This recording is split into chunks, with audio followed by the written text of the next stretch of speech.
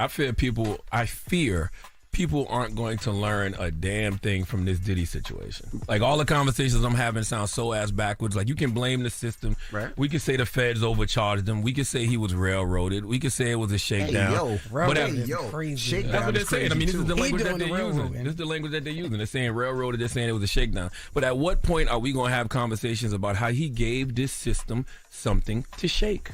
Where's the conversations about accountability? Where's the conversations about discipline? Diddy made all this money, gave all these opportunities to people, created all these jobs, and it all burned down because of poor habits and lack of discipline.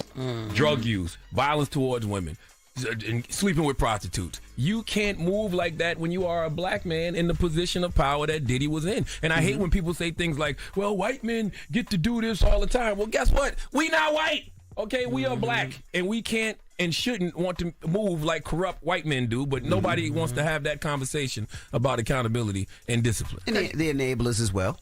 Because he had to have people around him. Yeah, but you see how... No, but it's a little bit of everything.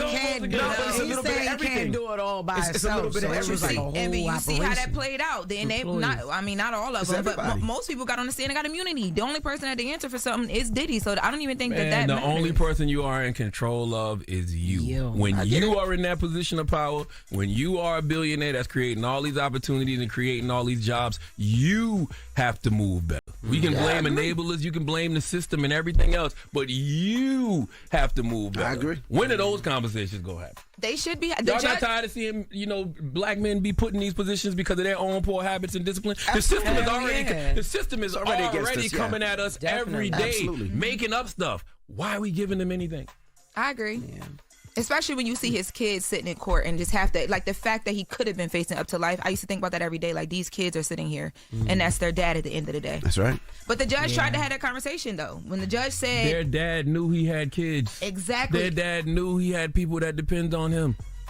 You know but they're still his kids, though. Sure. So like, you got kids. That's just all the more reason to move better. Yeah, we got to move correctly. You're right, but sometimes I think a lot of these celebrities or these people with a lot of money sometimes have the God syndrome, and they feel like they are God, and you can't beat them. And I got enough money that if it does, I can buy it away.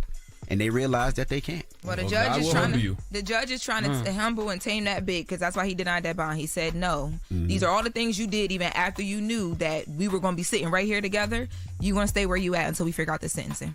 All right. Well, when you ask what Diddy should do if he comes home, he should do the work on himself. That's what he should be doing. He should be going to do some deep, intense therapy. He needs to find God. That's what he needs to be doing. He shouldn't be worried about no career. He shouldn't be worried about trying to get back professionally. He should be focusing on his personal life. That's what he should be